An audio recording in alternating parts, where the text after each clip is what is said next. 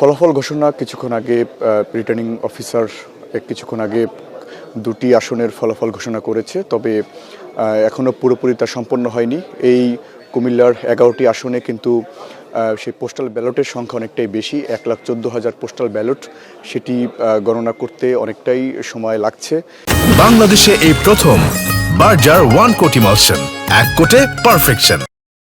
এছাড়া অঘোষিতভাবে বা আনঅফিসিয়ালিভাবে যেটা আমরা জানতে পেরেছি যে সেই হাসনাত আবদুল্লাহ এনসিপির মনোনীত প্রার্থী, তিনি 116টি কেন্দ্রে এগিয়ে আছেন। এছাড়া তার প্রতিদ্বন্দ্বী যিনি ছিলেন ট্রাক মার্কায় যিনি লড়েছেন, তার সঙ্গে জসিমউদ্দিন, তিনি ভোট শেষ হওয়ার কিছুক্ষণের মধ্যেই তিনি তার অনলাইন ভিত্তিক বা সোশ্যাল মিডিয়াতে তিনি জানিয়ে দেন যে তিনি এই ভোট বর্জন করেছেন, কারণ তিনি কারচুপির অভিযোগ এনে এই ঘোষণা দেন। এছাড়া কুমিল্লা 11 আসনে যে জামায়াত সমর্থিত প্রার্থী সেই ডাক্তার মোহাম্মদ তাহের, তিনিও অনেকটা এগিয়ে আছেন। ছেলেপক্ষ কালিয়ে আসবে, তাই একদিনে বাড়ির অঙ্ক নিয়ে টেনশন আছে।